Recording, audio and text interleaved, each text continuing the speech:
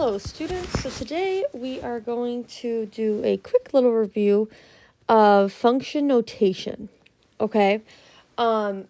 Basically function notation is kind of a fancy way of showing you x and y values. The way that it's written is it's always usually a variable. F of x is most common. So we have like the name of the function and then we have our input. The input is x. However, you can have different values of x. So sometimes you might have a number in there for x. And then whatever f of x is equal to, that's the actual function. So what I want you to kind of do is think about function notation as input and output. And think of it as x and y. Okay? Your input is your x and your output is your y. You could literally write this as a point. Your input or your x value is 3, your output is 7. Okay? Then if we look here, all right, they gave you your output value. Okay? And they would want you here to be able to work to find your input value. They're saying, what is the value of your input here? Okay? And then this one, they gave you your input, and they're saying, okay, well, what's the value of your output? Okay? So again, think about these as input, output, x, and y. Okay? So like if we look here, this first problem, it says find the value of f of negative 7. So if we think about it like this, if they're saying f of negative 7, they gave you the x value right here. They want you to find the y value. Okay? So again, you can think about it as a point. Well, if our x value is negative 7, our output here is going to be 3. So our answer here would be 3.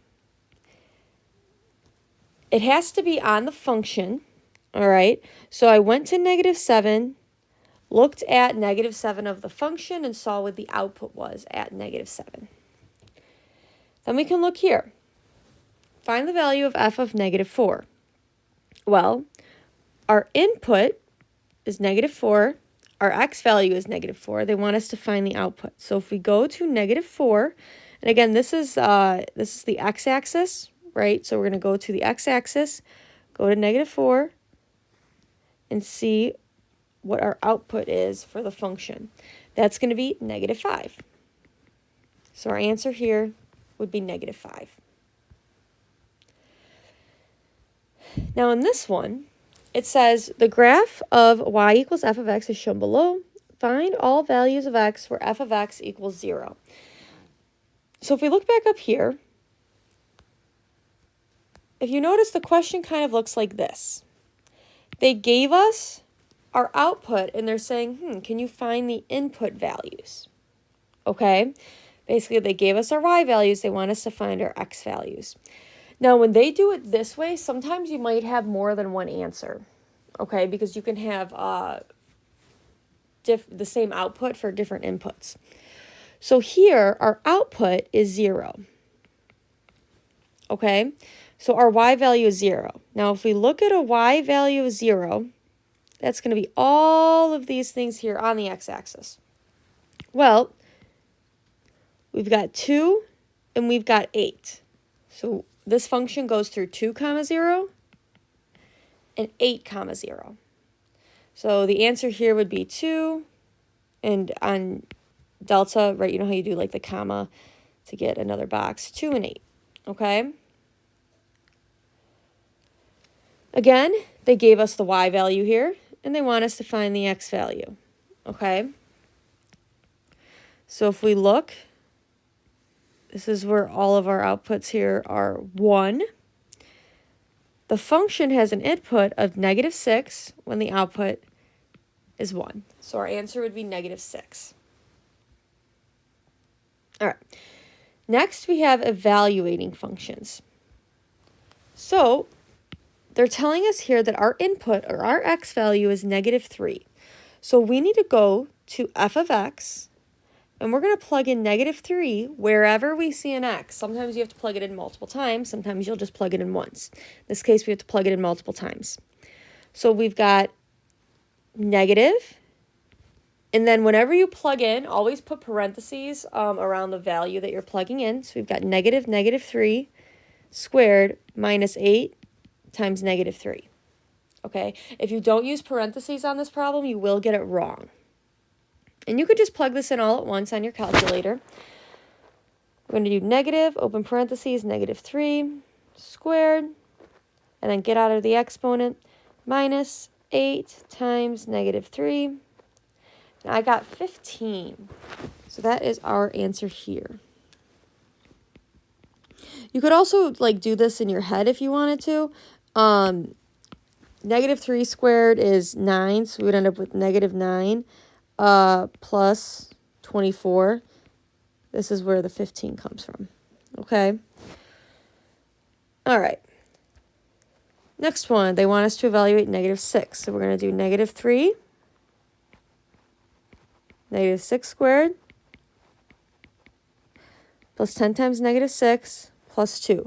If you notice, I took a negative 6, and wherever I saw an x in this expression or in this function, I put a negative 6 in.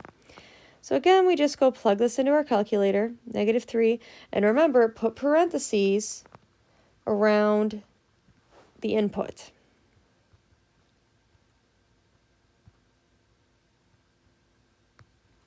I got negative 166.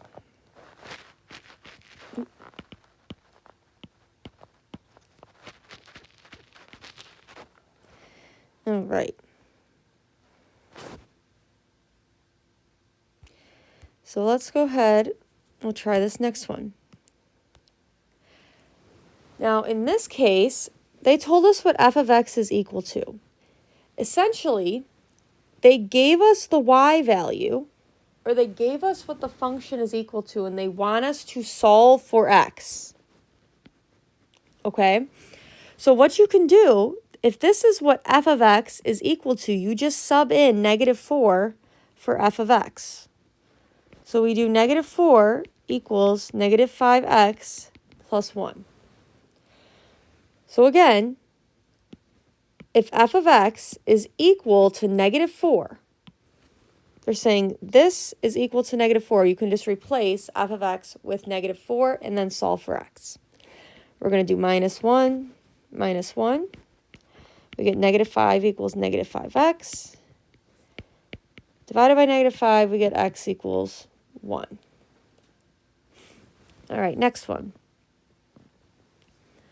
There's another one. They gave us the y value. They want us to solve for x. So they told us that f of x is equal to 4. So we're going to say 4 equals negative x minus 5 plus 5 plus 5. We get 9 equals negative x. Divide by negative 1. We get x is negative 9. All right. Last one's here.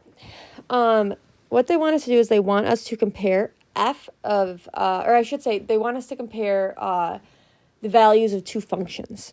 All right. So essentially what we have to do is we have to figure out what f of 7 is and what g of 7 is. So for f of 7, we're going to go to function f and plug in a 7 here. So f of 7 is going to be equal to 4 times 7 to the 5th. We can go to our calculator. 4, 7, 5th power. And we get 67,228. All right. Then for g of 7, we'll do that in a different color. We have to go to this function. So we're going to put in a 7 right there. So we get 7 times 3 to the 7th power. So we go to our calculators. 7 times 3. When I guess right, we could put it in. Well, 7 times 3 to the power. Oh my goodness. There we go. Of 7. And I got 15,309. Okay. So They want us to pick which one is correct. Okay, so this first statement is saying that f of 7 is bigger than g of 7. So let's look at that down here. Is 67,228 bigger than 15,309? That is correct. Okay, so we would mark this as the correct answer. Obviously, they're not equal, and f of 7 is not less than g of 7. All right, let's do one more of these. So we've got, they want us to evaluate both functions at an x value of 3. So first, let's find f of 3. That is going to be 3 to the power of 4. We can go to our calculators. Oh, and then remember, I did tell you to put parentheses. So we get 3 power of 4. We get that f of 3 is equal to 81. And then we'll evaluate g of 3. That's going to be 12 times 3 to the third power. So g of 3, we do 12. Oh, Alexa, stop. Sorry. We're going to do 12 times and then 3 to the power of 3. I woke up early today. You can see it's 5 a.m. So that's my alarm to wake up. All right, we get 324. So this first one says that f of 3 equals g of 3. Well, f of 3 is 81, and g of 3 is 324. These are not equal, so that's wrong. Then this one says that f of 3, which is 81, is less than 324, or less than g of 3, which is 324. That is true, so this would be our correct answer here. The other one has the sign flip, saying that 81 is bigger than 324, which is incorrect.